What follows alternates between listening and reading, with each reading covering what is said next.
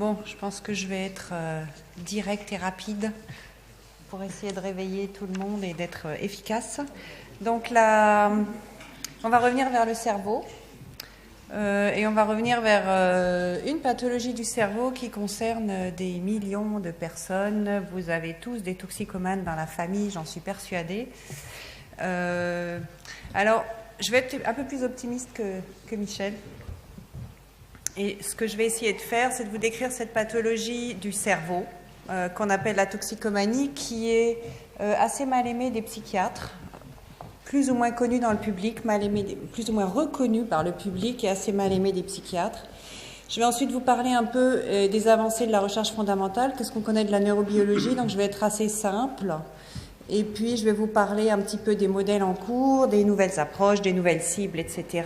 Et finalement, je vais vous parler des traitements et vous verrez qu'il y a un décalage complet entre tout ce qu'on a appris et ce qu'on sait de ce qui se passe dans le cerveau du toxicomane par rapport et vis-à-vis des molécules qu'on utilise pour traiter qui peuvent se compter sur les doigts, peut-être des deux mains.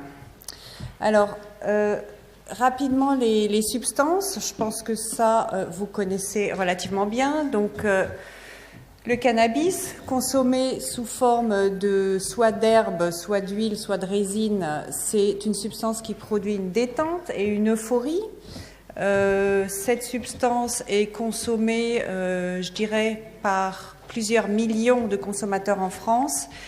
Les jeunes de 17 ans, parmi les jeunes de 17 ans, 15% consomment plusieurs fois par semaine. Donc, c'est pour vous donner un petit peu une idée de la consommation de cannabis. Ensuite, l'opium. Donc, ça, je vais vous en parler un peu plus. L'opium, excusez-moi, cannabis, le principe actif ou la molécule la plus active est le tétrahydrocannabinol, qu'on appelle THC. D'opium, on extrait la morphine, qui est donc un produit naturel, et à partir de là, un produit de synthèse, l'héroïne, qui s'auto-administre par voie intraveineuse. Alors, l'héroïne produit un effet de plaisir intense, proche de l'extase, c'est comme ça qu'on le décrit, et qui est suivi d'un effet de somnolence, qui est la raison pour laquelle on appelle les opiacés des narcotiques.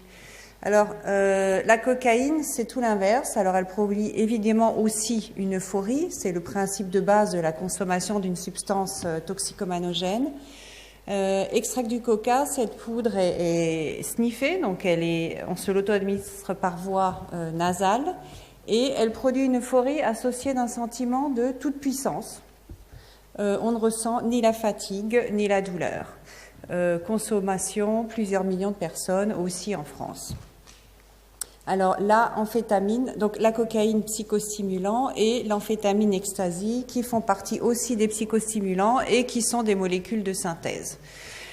Comme la cocaïne, l'amphétamine va produire ce sentiment de toute puissance et va épuiser l'organisme complètement. Toutes ces substances sont bien sûr très dangereuses. Je ne vais pas rentrer dans les détails, mais il y a vraiment des effets très très délétères. Overdose d'héroïne, arrêt respiratoire, effet cardiaque de la cocaïne plus provocation de délire éventuellement, idem pour les amphétamines. Alors tout ça, ce sont des drogues classées illicites. Les substances licites, il est inutile que j'en parle longtemps non plus. Bien évidemment, le tabac, avec la nicotine, est probablement la substance la plus psychoactive à l'intérieur du tabac, et l'alcool. Donc, ces substances sont consommées en masse. Juste un exemple, 30%, en 2005, 30% de la population en France est fumeuse, fume plus de 10 cigarettes par jour, mais vous entendez parler de ça dans les médias abondamment. Donc, clairement, ici, des substances qui ont des effets, alors plutôt psychostimulants pour la nicotine, plutôt de type narcotique pour l'alcool, des effets bien sûr moins puissants, mais la consommation de masse amène des problèmes de santé publique tout aussi importants. Alors, je mentionnerai juste qu'il existe des substances psychoactives qui ne sont pas classées comme des substances addictives, comme le LSD, hallucinogènes, les anxiolytiques ou les antidépresseurs, pas des substances euphorisantes, et qu'il existe aussi des conduites addictives. Alors, si on veut décrire la pathologie, le phénomène, que se passe-t-il chez le toxicomane? Eh bien, cette pathologie démarre toujours avec l'usage récréationnel de la substance dans la recherche de plaisir, et ensuite l'exposition ou l'usage répété de cette substance va, chez certaines personnes qui peuvent être vulnérables, et on peut en discuter, à peu près 15% des personnes vont perdre le contrôle de la consommation de substances.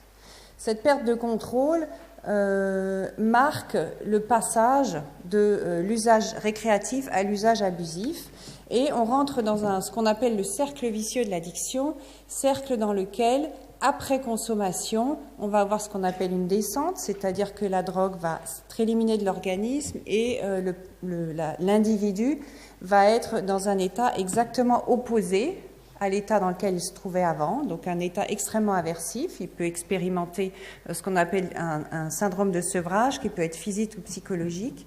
Et automatiquement, cet état-là va créer un fort sentiment de manque et un besoin irrépressible de reconsommer. On va donc retomber dans la consommation et la boucle est bouclée. Alors ça, ce cercle vicieux de l'addiction, c'est quelque chose qui est très très étudié dans la recherche préclinique. Ce qui est un peu moins étudié, j'en reparlerai tout à l'heure, ou ce qui est un peu moins modélisé, c'est ce qu'on appelle l'abstinence prolongée. Donc le vrai problème pour toute personne qui essaye de sortir de ce cercle vicieux, c'est de maintenir une abstinence prolongée qui va se caractériser avec le temps, avec un état affectif de plus en plus négatif, et l'apparition de réponses émotionnelles extrêmement exacerbées, qui vont bien sûr mener à la rechute. Alors ça, c'est une description un petit peu simple de la maladie. Le médecin, lui, va devoir diagnostiquer la pathologie. Alors je ne vous demande pas de lire tout ça. Ça, c'est simplement ce que le DSM-5, donc la Bible du psychiatre, nous dit et qui va permettre de diagnostiquer un toxicomane. Il y a 4 critères de perte de contrôle, donc c'est un questionnaire, il y aura 4 critères de perte de contrôle, 3 critères de retrait social, 2 critères de prise de risque et 2 critères pharmacologiques. Tout patient potentiel remplissant 2 des 11 critères peut être diagnostiqué toxicomane. Alors, que se passe-t-il dans le cerveau? Eh bien, très rapidement, alors ça c'est vraiment pour vous rappeler que bien, notre cerveau est constitué d'un grand nombre de fibres nerveuses, et je dois dire que l'imagerie cérébrale fait des progrès fantastiques et nous donne des images absolument spectaculaires, que ces fibres sont bien sûr les prolongements de neurones et que ces neurones sont organisés en circuits nerveux. Vous savez probablement que notre cerveau est constitué de milliards de neurones et que ces milliards de neurones sont connectés par 1 trillion de connexions. Le décryptage du connectome humain est probablement la prochaine grande aventure en biologie. Alors, que se passe-t-il dans le cerveau qui est exposé de façon répétée à la drogue d'abus? Alors, la première cible, en fait, c'est le système dopaminergique. Je m'excuse, vous n'arrivez pas à lire, qui est l'un des centres, ou au centre des circuits qu'on appelle de la récompense. C'est-à-dire, c'est ces circuits qui vont provoquer ces sentiments de bien-être qui va pousser l'individu à reproduire un comportement. Ce circuit de récompense va être fortement recruté et va s'adapter, et on va avoir une adaptation et la récompense va être de moins en moins importante. On va avoir l'installation d'une tolérance dans ces circuits de récompense, et puis les circuits associés vont commencer à être modifiés également. Et on va voir des circuits qui sont normalement associés à l'apprentissage émotionnel qui vont se modifier. Donc on appelle ça l'amygdale étendue, et on va voir que les réponses au stress vont être augmentées. D'autres circuits associés ou d'autres régions substraneuronaux associées vont être modifiées. On sait très bien aujourd'hui que la motivation va être totalement biaisée vers la recherche de drogue, et que la motivation pour des activités habituelles va diminuer. On sait aussi que dans le noyau codé, que les structures responsables de comportements automatiques vont prendre le relais et que la consommation va devenir totalement automatique. Donc l'automatisme va prendre le pas sur le comportement motivé et finalement on sait que on a un affaiblissement des centres de prise de décision et que lorsqu'on dit qu'un toxicomane n'a pas de volonté, effectivement, il ne peut pas prendre la bonne décision parce que ses circuits sont altérés. Donc en fait, on a toute une adaptation qui prend place progressivement alors que la toxicomanie se développe. Et voici par exemple un autre schéma par Coupe. C'est d'ailleurs une revue qui résume très bien tous ces processus, qui montre que autant dans le cerveau du rat, le cerveau expérimental en modélisation animale, que chez l'homme, on a très clairement une adaptation qui s'opère dans les circuits, à la fois les circuits qui répondent à la consommation, que les circuits qui prennent le relais au moment du sevrage et les circuits qui vont ensuite prendre le relais dans le manque et la recherche de drogue pour la reconsommation. Alors ça, c'est un peu rudimentaire, je m'en excuse. On va maintenant zoomer sur les molécules impliquées dans ces phénomènes. Ça, c'est la vieille version du récepteur et de ses ligands. Vous savez bien sûr que les neurodialogues au moyen de messagers chimiques, que ces messagers chimiques relargués naturellement par un neurone vers son neurone cible vont occuper un récepteur et que nos médicaments, ou une grande partie de nos médicaments, vont en général usurper la place d'un médiateur endogène par la drogue externe. Alors, les drogues d'abus vont effectivement, en général, remplacer un système endogène et je vais illustrer cela par l'exemple des récepteurs aux opiacés. Alors, très rapidement. Alors là, il est important puisqu'on parle de molécules et de nouvelles molécules. 1805. 1805, la découverte que la morphine donc, est la molécule active ou la plus active dans l'opium, responsable des activités analgésiques, donc antidouleurs extrêmement puissantes et du potentiel toxicomanogène de la morphine. Bien sûr, les chimistes immédiatement se mettent au travail. Une petite opération toute simple de diacétylation génère une molécule qui est mise sur le marché donc en 1898 pour le traitement de l'asthme, qui est considérée comme le premier opiacé non addictif. Bien évidemment, on sait que l'héroïne est même bien plus toxicomanogène que la morphine, puisqu'elle passe la barrière hémato-encéphalique bien plus vite. Ça, c'est simplement pour vous montrer les quelques molécules qui ont été rapidement synthétisées par les chimistes il y a donc très longtemps et que vous connaissez, qui sont très utilisées en clinique, comme la méthadone qui est utilisée comme traitement de substitution, et je reviendrai là-dessus tout à l'heure. Le fentanyl, qui est un opiacé à durée d'action très courte et qui est mélangé dans les cocktails d'anesthésie pour éliminer la composante douleur. L'analoxone, qui est l'antidote opiacé qui permet de récupérer les héroïnomanes en dépression respiratoire et donc il faut une overdose. Et les torphines, c'est juste pour mentionner qu'il existe des opiacés tellement puissants qu'on ne peut les utiliser chez l'homme. Les torphines n'est utilisée qu'en vétérinaire pour endormir un éléphant qui vous attaque, admettons. On ne peut pas l'utiliser chez l'homme, très très toxique. Alors, le système, donc cette molécule nous a permis de découvrir qu'il y a des récepteurs dans le cerveau. Ces récepteurs, bien sûr, sont la cible de ligands naturels qui sont des peptides opiacés. Alors notez, la découverte du système, elle date du début des années 70. La synthèse de molécules permet de faire la pharmacologie et de démontrer que c'est un système qui est important pour traiter la douleur, pour réguler ce qu'on appelle l'homéostase hédonique. Et si on veut penser à ce système naturel, c'est un système qui nous apprend ce qui est bénéfique pour la survie de l'individu et de l'espèce et nous permet de réagir au stress.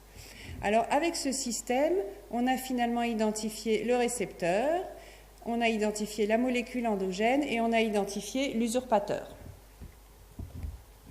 Juste pour les fans de biologie moléculaire, je voudrais signaler qu'il a fallu 40 ans entre la découverte du système récepteur et la résolution de la structure tridimensionnelle à l'échelle atomique des récepteurs aux opiacés qui a été réalisée en 2012 pour mu et delta, il y a 3 récepteurs, par l'équipe de Kobilka, et pour kappa par l'équipe de Ray Stevens.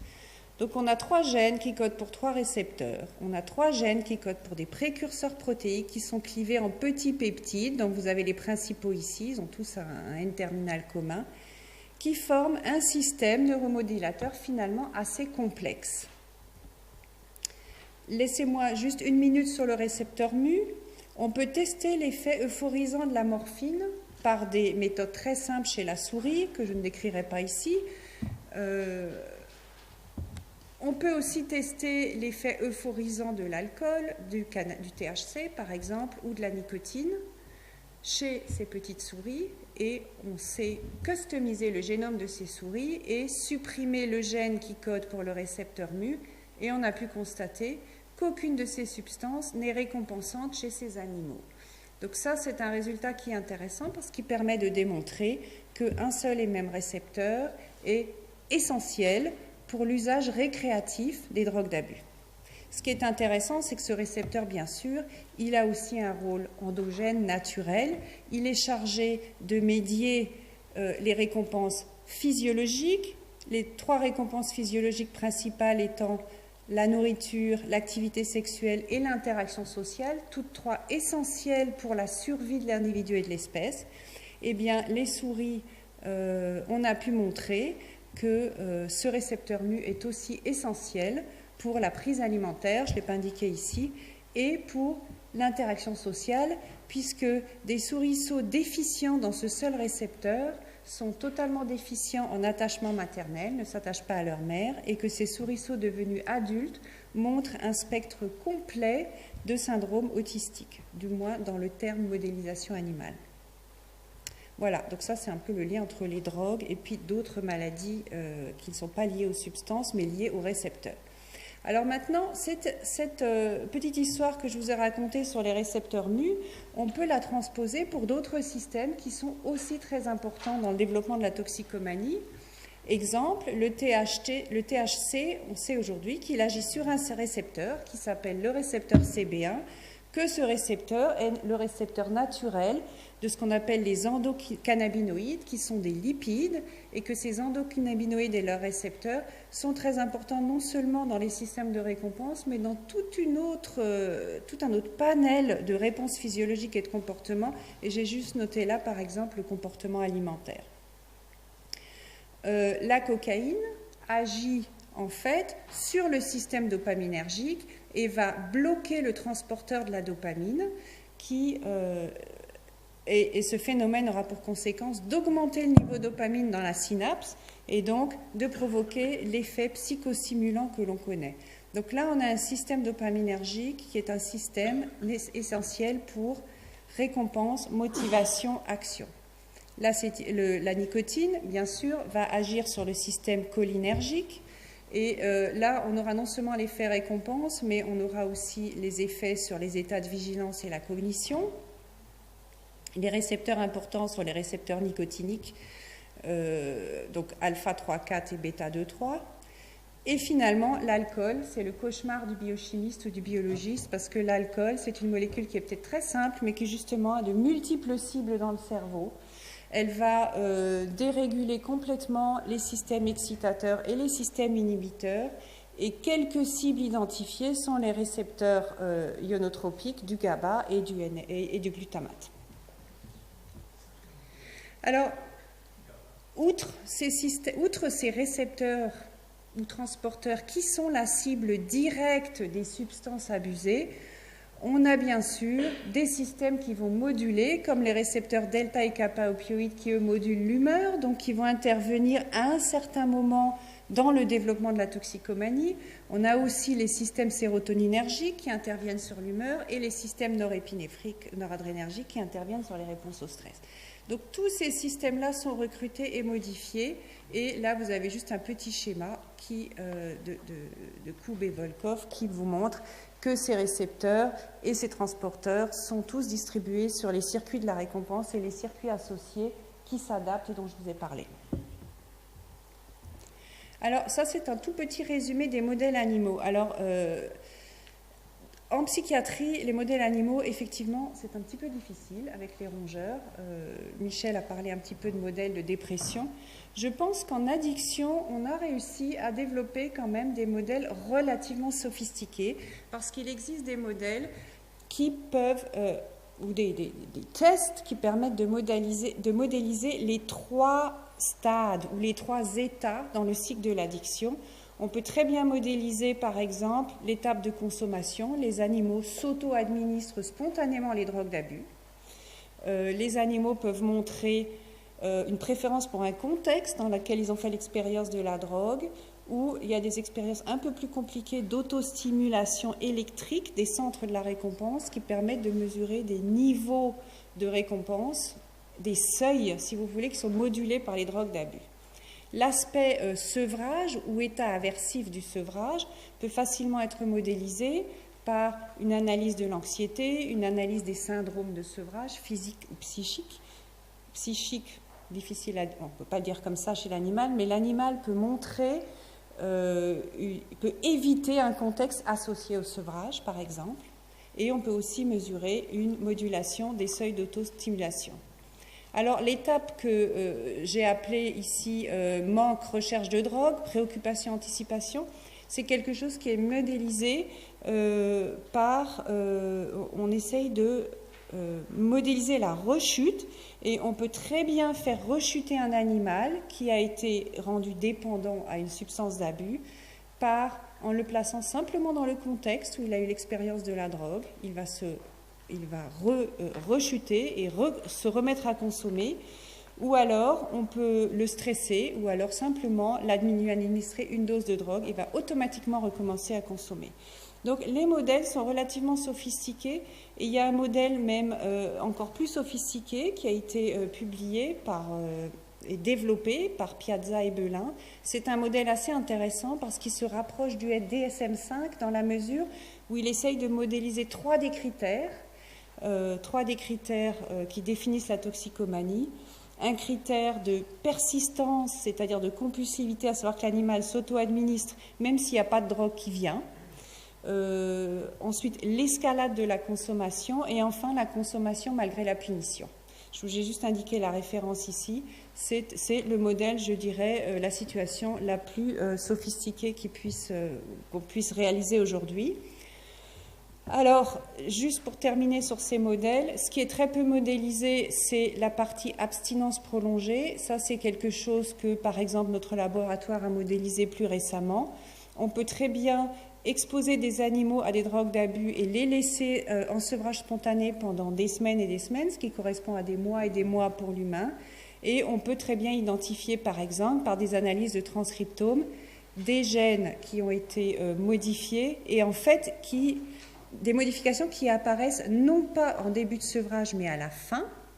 Et nous avons montré par exemple une signature génétique d'un ensemble de gènes en fait qui est modifié dans l'amygdale étendue, qui est la zone de stress qui est exacerbée pendant l'abstinence.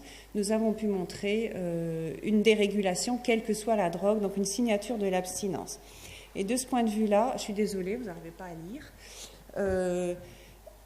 Nouveau modèle, nouvelle cible. Il est clair que toutes ces études chez l'animal ont permis d'identifier une grande quantité de molécules qui sont modifiées quand la toxicomanie se développe. Il n'y a pas seulement des récepteurs, il y a des voies de signalisation entières, il y a des effecteurs nucléaires et il y a même des facteurs épigénétiques. Et depuis quelques années, je vous ai indiqué quelques revues ici du laboratoire d'Emiliana Borelli, d'Eric Nestler ou autres, qui montrent que même le compactage de la chromatine va se modifier et qu'on aura des altérations profondes de la physiologie cellulaire. Alors tout ça, bon, je termine sur cette partie des avancées de la recherche, pour dire que l'imagerie, ça va être vraiment la clé dans les années à venir pour comprendre le cerveau en général, pas seulement dans le domaine de la toxicomanie. Un exemple de microscopie cellulaire, on peut aujourd'hui créer des animaux qui expriment par exemple des récepteurs fluorescents. On peut donc voir un récepteur fonctionnel à la surface d'un neurone. On peut, vous voyez, ça c'est un neurone qui vient d'une souris qui exprime un récepteur delta fluorescent. Le récepteur est en surface. Je vais y arriver là. Ce neurone exposé à un opiacé va montrer, ce qu'on va voir, c'est que le récepteur, sous l'action et activé par l'opiacé, va internaliser. Au bout de quelques minutes, il n'y a plus aucun récepteur à la surface de la cellule. On peut même montrer que ce récepteur va être dégradé par la cellule. Ça veut dire que l'activation soustrait le récepteur finalement au ligand et le dégrade. Et c'est un mécanisme qui permet d'expliquer certaines formes de tolérance, c'est-à-dire le fait qu'il faille augmenter les doses pour arriver à... pour obtenir le même effet. Et je voulais vous montrer autre chose. C'est excusez-moi, je suis un peu déconcentrée. L'imagerie fonctionnelle non invasive, puisqu'on parle de translation. On peut aujourd'hui réaliser de l'imagerie chez un petit animal comme la souris avec une résolution qui est aussi bonne que la résolution qu'on peut obtenir chez l'humain. Donc ça, c'est tout nouveau. Vous savez que la résonance magnétique nucléaire, c'est quelque chose qui permet d'observer le cerveau en activité chez l'homme. Eh bien, on va réussir maintenant à le faire chez l'animal. Et par exemple, on a vu que nos souris, on a fait une étude de connectivité à la fois structurale et fonctionnelle chez des animaux dans lesquels un récepteur, un seul est absent.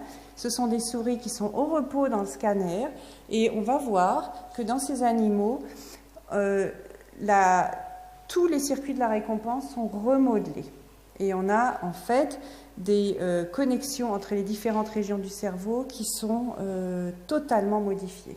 Donc ça, moi je pense que ça va nous aider à faire de la translation d'une façon extrêmement intéressante. Alors, tout ça c'est très joli, beaucoup de découvertes, beaucoup de molécules, des circuits, on comprend, on a compris tout ce qui se passait. Le problème c'est que on a très très peu de médicaments. Alors vous n'arrivez pas à les lire ici. J'ai sorti ce tout petit tableau d'une revue de Nora Volkoff. En gros, qu'est-ce qu'on fait aujourd'hui? On va agir directement sur la cible. Dans le cadre des toxicomanies, des dépendances aux opiacés, eh bien, on va utiliser un bloquant du récepteur MUL, un naltrexone, un naloxone. Ce n'est pas très satisfaisant parce que ça plonge les gens évidemment en état de sevrage et évidemment qu'il va y avoir un manque très fort. Alors, il y a une approche qui marche beaucoup mieux, qui est l'approche méthadone ou buprenorphine, l'approche consiste à utiliser un agoniste partiel, c'est-à-dire que la molécule va occuper le récepteur, il va être légèrement actif, on ne va pas produire l'euphorie qui est recherchée par le toxicomane, mais on va empêcher le sevrage. Donc ça, c'est quelque chose qui fonctionne, mais ça date des années 60. C'est rien de nouveau. Approche similaire pour la nicotine, l'approche agoniste partielle. Alors pour l'alcool, voilà une molécule. Alors là, c'est vrai qu'on retourne effectivement dans la problématique du paracétamol. Voilà une molécule dont on sait qu'elle fonctionne pour empêcher les alcooliques de replonger, mais on ne sait absolument pas comment elle marche. On a certainement sur les récepteurs NMDA, mais certainement d'autres façons. Donc mode d'action inconnu. Alors les tentatives, évidemment, c'est des tentatives aussi de changer la formulation, de combiner avec antidépresseurs par exemple, ou d'utiliser des molécules qu'on utilise pour traiter les héroïnomanes pour essayer de traiter des cocaïnomanes ou des alcooliques. Ça fonctionne toujours très partiellement. Les pistes, oui, alors je vous ai parlé de découverte de nouvelles molécules. Alors il y a effectivement les études précliniques nous pointent le doigt sur toute une série de cibles, glutamatergiques, métabolisme du glutamate, GABAergique, dopamine, sérotonine, etc. Mais il n'y a pas d'essais cliniques en cours. Il y a des approches ou des pistes un peu plus folkloriques, que j'appelle folkloriques, qui sont la création de vaccins. Alors, il y a effectivement des vaccins en essai clinique. Il y a des vaccins, je pense que c'est sur le marché maintenant, anti-cocaïne, et il y a des vaccins anti-nicotine en phase 3. On peut discuter, mais en fait, ce que va faire le vaccin, c'est qu'il va titrer la molécule, donc ça va pousser la personne à consommer plus. Simplement, ça Ça va annihiler l'effet de la substance. On pense à utiliser des antiépileptiques, on pense à utiliser des molécules qui vont inhiber les réponses gliales, donc l'inflammation. On pense même à utiliser des hallucinogènes. Alors ne me demandez pas pourquoi, je pense que les gens essayent toutes sortes de choses. Moi, je pense qu'il y a une approche que je trouve extrêmement intéressante, et je vais terminer avec ça, qui est l'approche du blocage de la reconsolidation. Ça, c'est agir sur la mémoire. Alors, je vais juste vous expliquer très rapidement ce que c'est. Qu'est-ce que c'est que la reconsolidation? C'est un processus de mise à jour de la mémoire. C'est-à-dire que lorsqu'on se rappelle un événement, la mémoire, le souvenir devient transitoirement labile. À ce moment-là, ce souvenir va s'imprégner du contexte, etc., puis va se restabiliser. Ce moment, c'est un moment sur lequel on peut agir. Et c'est d'ailleurs le fait que cette mémoire soit labile et finalement updatée qui fait que nos souvenirs s'affaiblissent, ou se renforcent, ou se modifient, et qu'on se crée des souvenirs avec le temps. Les gens qui travaillent sur le stress post-traumatique ont utilisé ce principe pour essayer de bloquer la reconsolidation de l'expérience traumatique. C'est-à-dire, je me souviens... Et à ce moment-là, on met le patient sous propanolol et on va bloquer la mémoire pendant ce rappel. Et la conclusion sera que la mémoire va s'amenuiser avec le temps régulièrement.